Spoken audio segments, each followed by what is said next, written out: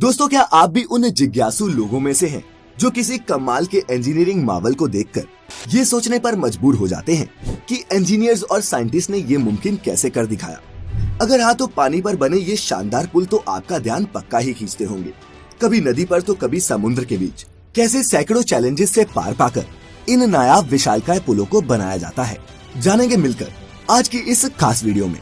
नमस्कार और स्वागत है आपका द मिस्टिका लैंड पर एक बार फिर।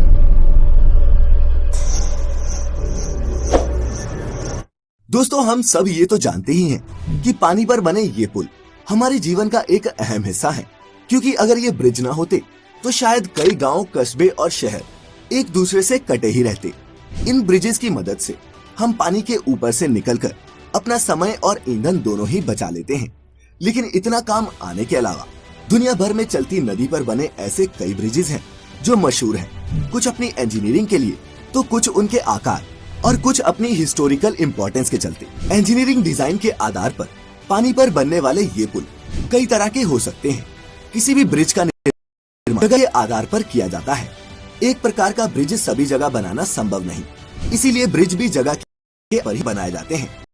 Bridge, suspension bridge, arch bridge आदि ये कुछ टाइप्स हैं पानी पर बनने वाले इन पुलों के। कोई भी पुल तब तक भार सहन कर सकता है जब तक उस पर पड़ने वाला भार डायरेक्ट या फिर इनडायरेक्ट तरीके से जमीन में ट्रांसफर होता रहे। एक ब्रिज पर लाखों टन का भार हो सकता है, लेकिन वह फिर भी मजबूती से खड़ा रहता है, क्योंकि सारा भार खंभों पर टिका होता है और खंभों से होता हुआ जमीन में चला जाता है, जिससे ब्रिज को कोई नुकसान नहीं होता। लेकिन दोस्तों, पानी पर बनने वाले किसी भी ब्रिज की सबसे बड़ी चुनौतियों में उसकी फाउंडेशन बनाना ही होता है, और पानी जितना गहरा हो, ये चैलेंज भी उतना ही बड़ा होता है। फाउंडेशन मजबूत होना बहुत ज्यादा जरूरी है, क्योंकि आखिर ये पिलर्स ही तो होते हैं जिनके दम पर इस ब्रिज को स्थिर रखा जाता है।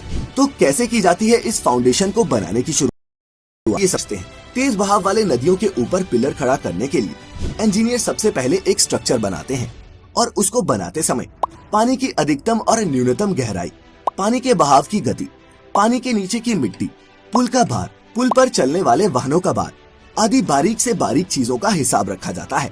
इसके बाद पुल की नींव का प्रकार तय किया जाता है, जिसके हिसाब से नींव बनाई जाती है। इस नींव को कॉफर डैम कहते हैं। पिलर बनाने के तरीके के हिसाब से कभी कॉफर डैम का स्ट्रक्चर सर्कल में होता है तो कभी स्क्वायर में। अब सवाल ये है कि आखिर ये कॉफर डैम बनता कैसे है। कॉफर डैम को बनाने के लिए स्टील के लंबे लंबे पीसेस एक स्ट्रक्चर पर फिट किए जाते हैं, जिसमें इन्हें सर्कल या फिर एक स्क्वायर शेप दी जाती है, और जब ये बनकर तैयार हो जाते हैं तब इन्हें पानी के अंदर डाल दिया जाता है। दोस्तों, इस स्टील के स्ट्रक्चर को मशीन की मदद से धीरे धीरे पूरी एहतियात से पानी के अंदर डाला जाता है, ताकि ये उसमें अच्छी तरह से सेट हो जाए। इसके बाद मोटर और पंप के जरिए इस पूरे स्ट्रक्चर के अंदर के पानी को बाहर निकाल दिया जाता है, जिस वजह से यहाँ पर एक सूखी खाली जगह बन जाती है।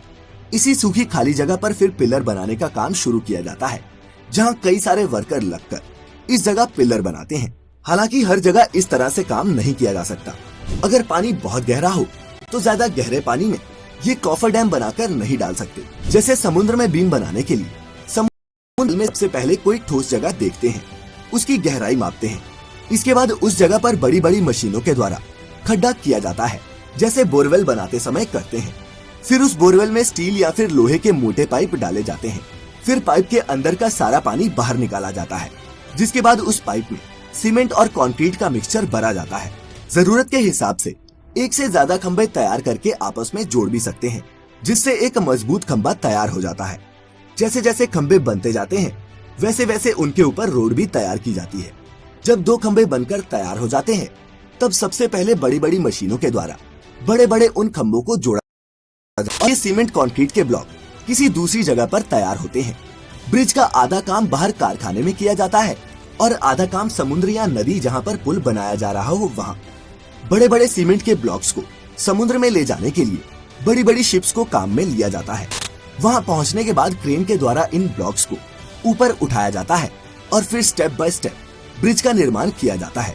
वहीं दोस्तों, कई सिचुएशंस में फ्लोटिंग कॉफर डैम्स भी बनाए जाते हैं, जिसमें या तो उसके नीचे कुछ ऐसी मशीनें फिट कर दी जाती हैं जो पानी के ऊपर तैरती रहती हैं, या फिर जहाज की मदद से इन्हें एक जगह से दूसरी जगह ले जाया जाता है, जिसके बाद इन्हें रोटेट करके पानी के अंदर डाल लिया जाता है। दोस्तों, इस पूरी प्रक्रिया में काफी समय लगता है और ये काम थोड़ा खतरनाक भी होता है, लेकिन दोस्तों जितने भी लोग इस तरह के काम में लगे होते हैं वो काफी प्रोफेशनल होते हैं, चाहे वो वर्कर हो या फिर इंजीनियर्स। सभी को इन कामों का काफी अनुभव होता है, जिसके बाद ही उन्हें ऐसे जटिल प्रोजेक्ट्स पर काम करने के लिए भेजा जाता है। क्योंकि अगर ये ब्रिज किसी नौसिखिए